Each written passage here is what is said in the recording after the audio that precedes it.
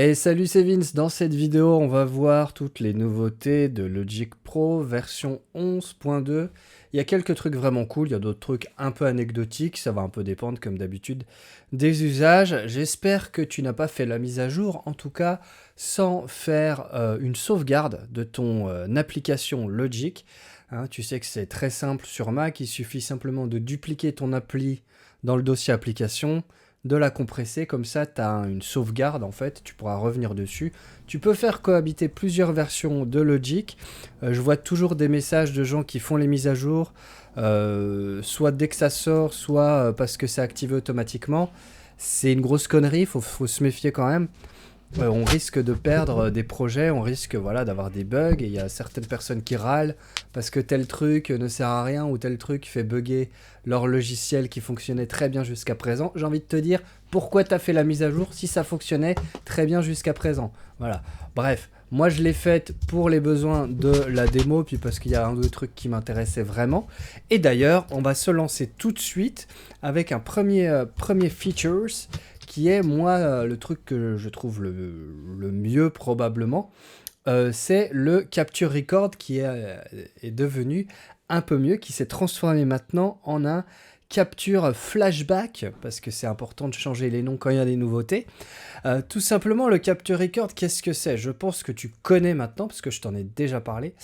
C'est le fait de, en fait, quand tu mets play et que tu jammes sur un de tes synthés, un de tes instruments virtuels, c'est le fait de pouvoir en fait enregistrer sans que l'enregistrement soit activé, tu vois. Donc typiquement, là, si je mets play et que je joue avec, est-ce que j'ai un synthé qui ressemble à quelque chose? Voilà. J'ai ces petits choirs, donc si je mets play et que je joue,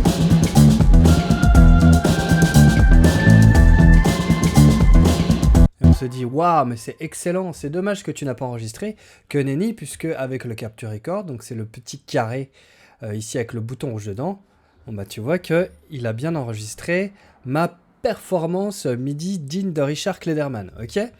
Donc ça, c'était super, mais maintenant, avec cette nouvelle version de Logic, on peut faire la même chose avec de l'audio, ce qui est quand même vachement cool quand tu jammes, quand tu cherches des idées, je sais pas, avec une guitare, avec ta voix aussi, pourquoi pas.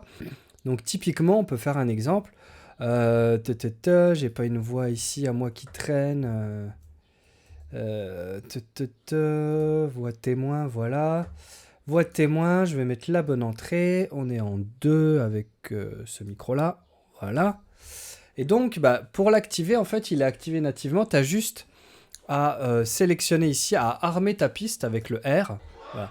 Maintenant que c'est armé, tu vois que j'avais mis des effets. Je vais muter ma voix quand même, sinon on va péter un plomb. Et en fait, de la même manière que le Capture Record pour MIDI, j'ai juste à mettre play. La la la la la la la la.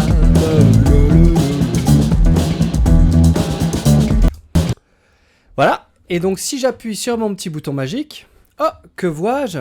Mais j'ai ma région audio qui s'est bien enregistrée, alors que je n'ai pas enregistré rec.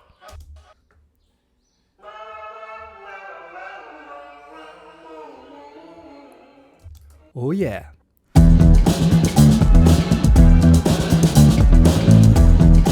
Bon, il y a une grosse latence parce que j'enregistre en même temps. Mais tu vois que ça fonctionne très bien, donc cette option, si tu ne l'as pas encore activée, il faut faire un clic droit ici pour personnaliser ta barre de commande et activer ici Capture Flashback. Avant, c'était bien le Capture Record. Voilà. Tant que je suis là dans les paramètres de personnalisation, tu vois qu'ici, on a un petit menu maintenant. En fait, tu peux remplacer ici cette barre qui permettait de changer le menu le volume principal, le master out en fait de ton projet. Tu vas pouvoir en fait juste le transformer en un simple vumette et puis avoir cette option là. Je sais qu'il y a pas mal de débutants pour quand même bosser pas mal avec des gens qui débutent et récupérer des projets pour les améliorer. Ça fait partie de mon job. Derrière, si tu as besoin d'un coup de pouce, tu peux me contacter pour ça. J'ai remarqué qu'il y a beaucoup de gens, quand ils débutent en tout cas, qui baissent le volume ici et qui après se retrouvent avec un truc où ils poussent dans tous les sens parce qu'en fait, ils ont perdu du volume et du coup, ils comprennent pas pourquoi leur mixage sonne pas fort, etc. Donc en général, moi, j'aurais tendance à dire, faut pas toucher à ce fader-là. Sauf si, j'en sais rien, il y a un truc qui il y a un truc qui bug, tu as un Larsen, bon bah voilà, c'est cool, il est accessible, mais sinon, donc tu peux simplement le mettre ici et le changer en vue maître, voilà. Ça change rien, c'est juste que tu n'as plus la tentation de bouger le fader ici. Voilà. Mais bon, j'étais déjà là, donc fallait que j'en parle, ok. Il y a un autre features, moi, qui m'intéresse, et tu vois que je commence pas par le truc le plus sexy. Un autre truc qui est intéressant, c'est le fait de pouvoir rechercher maintenant, dans le projet, les pistes. Alors, si tu regardes ici, donc là, c'est un projet en cours avec mon groupe Kardesh. Et tu vois bien qu'il y a pas mal de pistes. Dieu merci, c'est à peu près renommé, mais pas tant que ça. En tout cas, maintenant, on va pouvoir en fait simplement rechercher dans notre projet. Donc ça, c'est plutôt cool. J'ai envie de dire, il était temps. Donc pour ça, il faut aller dans Pistes et dans Rechercher et sélectionner une piste. Et donc là, par exemple, je sais pas, imaginons que je recherche des pistes de guitare. Bon, bah, si je tape Git, par exemple, tu vois que j'ai toutes mes pistes qui s'appellent Git et que je vais pouvoir, j'en sais rien, voilà, Git cocotte, hop, et tu vois qu'il me l'a sélectionné. Si je mets Git là avec un S, tu vois qu'il m'a sélectionné mon groupe de guitare. Donc c'est quand même assez cool pour retrouver des éléments. Je trouve que bah, mine de rien, c'est quand même important. Et tu vois que si c'est dans un groupe et que le groupe est fermé, dans un track stack en l'occurrence, bah, tu vois qu'il va l'ouvrir pour le retrouver. Donc ça peut être vraiment pratique. Par contre, ça t'oblige à une chose, et c'est pas plus mal, c'est de renommer tes pistes. Hein.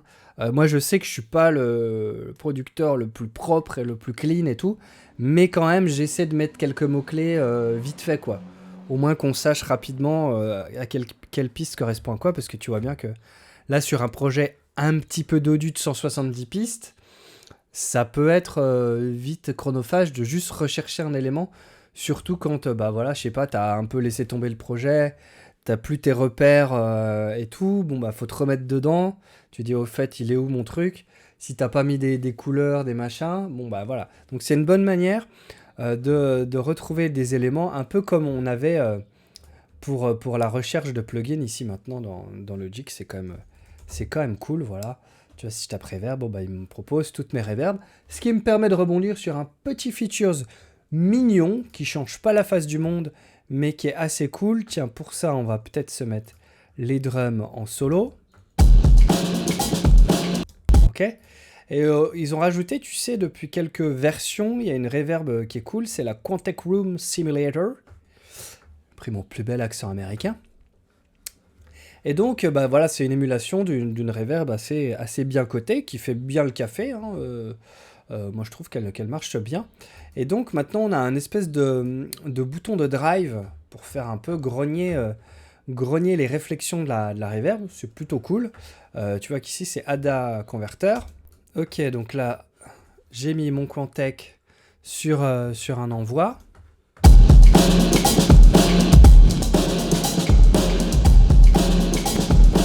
Donc là, tu vois, ça craque un peu, mon ordi est en fin de course, il a 12 ans. Hein. Mais donc, si j'active mon ADA converteur, tu vas voir que je vais pouvoir pousser le drive et que ça va donner un espèce de caractère assez intéressant au reverb.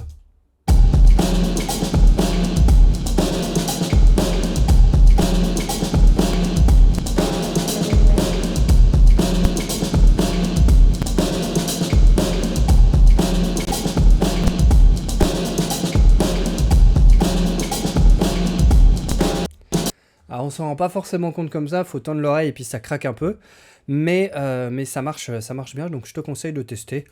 Voilà, c'était le petit bonus parce qu'on était déjà là-dedans.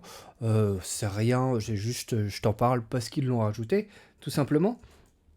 Il y a un dernier truc moi que j'apprécie beaucoup pour le coup.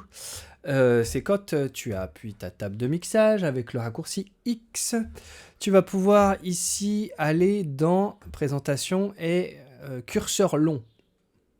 Long fader, hein, c'est bien. Je l'ai en français ici, mon Logic. Et en fait, qu'est-ce que ça fait? Ça fait simplement que tu as des faders beaucoup plus hauts. Okay, donc tu vois qu'il ramasse un peu le truc.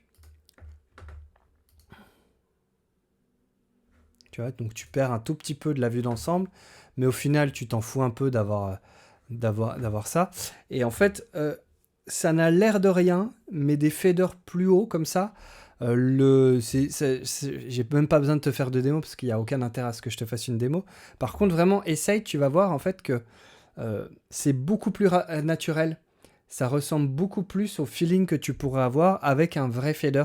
Tout simplement parce que tu as une course plus longue, que donc tu peux être beaucoup plus précis pour des automations, pour ce genre de trucs. C'est vraiment génial. Le feeling, même en le bougeant à la souris, ça n'a l'air de rien. C'est bête ce que je vais dire, mais ça change tout. Tu vois, on a presque... Je sais pas, c'est pas loin de doubler la taille du fader. Et du coup, en fait, c'est plus naturel comme course. C'est vraiment, si tu as déjà tripoté un fader d'une console, bah ça s'y apparente beaucoup plus.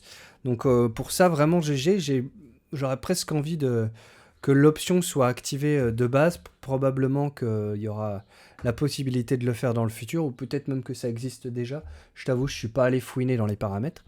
Dans tous les cas, c'est un des trucs, moi, que j'aime le plus dans cette version. Comme quoi, parfois, les petits ajouts, c'est aussi ce qui fait la plus grande différence à l'usage, parce que finalement, les deux autres trucs dont je vais te parler, ils sont un petit peu, moi, je trouve anecdotiques parce qu'ils ne correspondent pas à mes usages.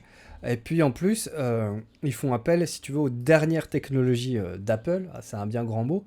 Mais c'est quand même le cas puisqu'il va falloir avoir un Mac avec une puce Apple Silicon, Apple Intelligence également pour je crois, l'option ChatGPT. On va voir ça dans le MacBook, mais en vrai, c'est assez anecdotique. C'est parti. Donc, le dernier feature, ce que je voulais te montrer, c'est le séparateur de stem. Donc ça fait un peu partie des derniers trucs un peu à la mode de l'intelligence artificielle et compagnie. En fait, tout simplement, la nouveauté, c'est qu'il marche mieux. Hein. Il marchait déjà bien, et ben il marche encore mieux. Allez, salut! Non, plus sérieusement, voilà, maintenant il identifie avec précision les guitares et les claviers, les pianos. Chose qu'il ne faisait pas avant, il regroupait en gros, il faisait voix, basse, batterie et tout le reste. Et maintenant, en fait, bah voilà, il arrive à séparer. Donc tu vois que là, j'ai mis un de mes titres, On roule, donc n'hésite pas à aller le streamer, On roule by Vincent Redge. Et tu vois que bah, ça marche plutôt bien. Je sais pas, on peut se mettre là. L'amour vorace, comme deux enfants, fleurs, musique, cœur vaillant. L'amour vorace. Retenir les éléments de ton sourire, de belles paroles et les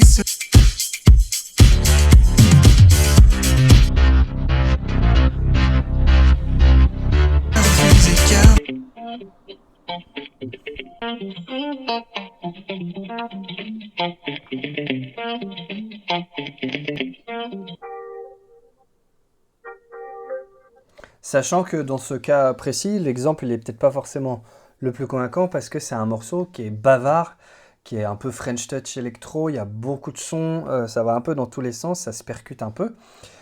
Et du coup, c'est quand même un vrai tour de force que d'arriver à isoler ça. J'ai remarqué une chose, alors là le MacBook que j'ai c'est un M1, voilà, toute première génération. Le séparateur de stem, il a pris quand même un certain temps avant de réussir. Tu sais, tu fais clic droit ici, séparer les stems. Moi, ce que j'ai fait séparer tous les stems. Donc, tu peux aussi te mettre différents trucs. Juste récupérer, par exemple, la voix. Juste récupérer l'instrumental sans la voix, que tu vas pouvoir venir ici. Voilà, faire. Et en gros, il te fait un sous-mix. Donc, tu récupères pas le piste par piste, mais tu récupères juste un rough mix de l'ensemble, tu vois, un genre de bounce de l'instru. Voilà, tu peux avoir une séparation comme ça des deux. Peu importe un peu comment tu veux le travailler, moi je trouve que c'est cool de tout mettre.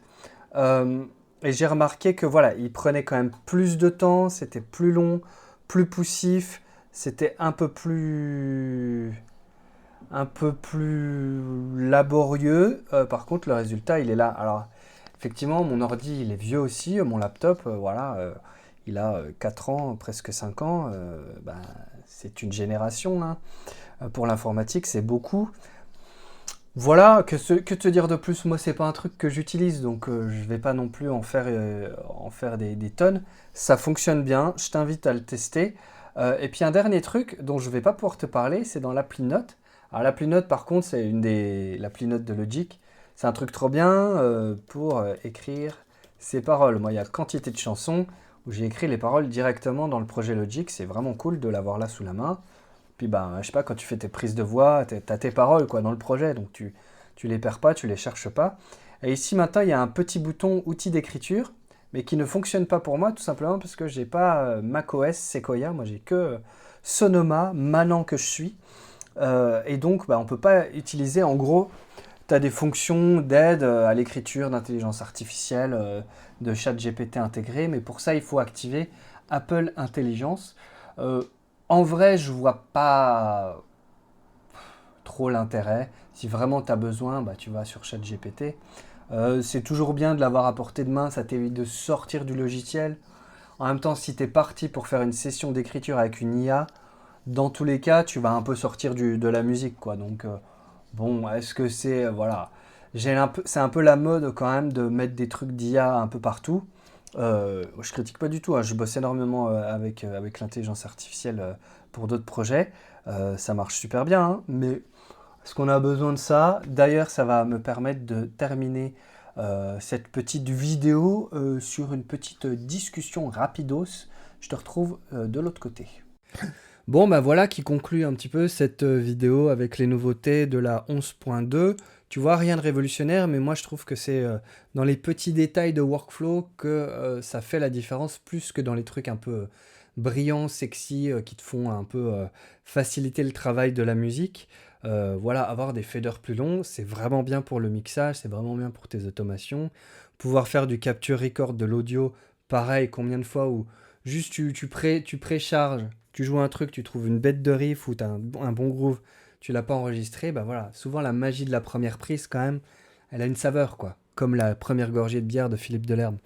Et puis bah voilà, tu vois que bah finalement mon truc il est incomplet parce que je peux pas te faire une review des nouveautés de Apple Intelligence et compagnie, mais en vrai, est-ce qu'on a besoin de ça pour faire de la musique, tu vois? Est-ce qu'on a besoin de tous ces petits gadgets? Voilà, c'est cool d'avoir le stem splitter, le stem splitter. Voilà, le séparateur de stem.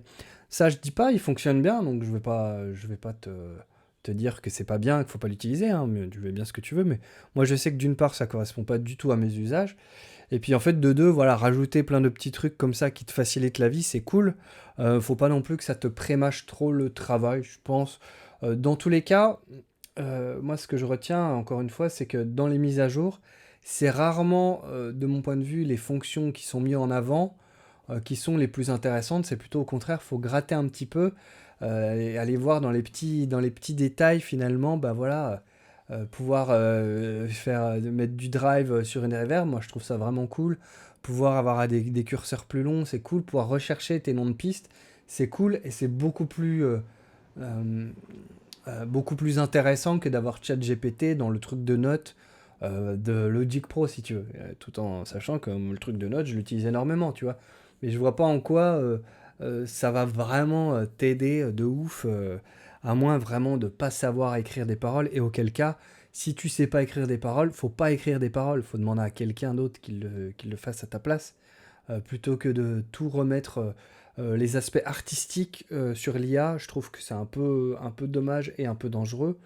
Voilà, après, hein, on va pas lancer le débat maintenant, mais tout ça pour te dire que voilà, les mises à jour ne nécessitent pas forcément d'être installées. Dans ce cas précis, j'ai envie de te dire, bof, pas forcément. Voilà, si tu es content avec ce que tu as, si tout marche bien avec ce que tu as, ne le fais pas, ou alors fais-le, mais sauvegarde ta précédente version, ça c'est vraiment important quoi qu'il arrive. Dans tous les cas, voilà, fais les choses en ton âme et conscience, mais sache que c'est pas parce que c'est une nouveauté que c'est forcément mieux, que ton logiciel va être forcément plus utilisable, parce que tu vois, au final, je te dis, à part le fader qui est plus grand, et puis de temps en temps le petit capture record de l'audio, pour le reste, personnellement, moi je sais qu'à l'usage, je vais jamais utiliser le reste, tu vois, ou alors une fois tous les 10 ans, quoi.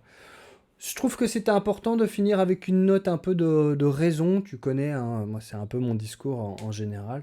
Voilà, et puis si tu as envie d'aller plus loin, si tu veux te former, si tu veux rejoindre d'autres musiciens cool, tu peux me rejoindre dans la PM School. C'est mon école en ligne avec une communauté de musiciens tous plus motivés et plus sympas les uns que les autres. Ça te permet de sortir un peu du côté geek tout seul devant ton écran. Il y a plein de rendez-vous en live, voilà, plusieurs fois par mois. Il y a un défi créatif tous les mois pour se mettre en action. Et puis voilà, plein de trucs en plus. Je t'invite à aller découvrir ça. C'est le premier lien dans la description. Voilà, je te laisse, fais plein de musique. À bientôt pour une prochaine vidéo. Peut-être, si j'ai des idées, si t'en as pour moi, tu me l'écris en commentaire. N'hésite pas à me dire, toi, ce que t'as pensé de cette mise à jour, si tu vas la faire ou pas. Je fais plein de musique. Ciao.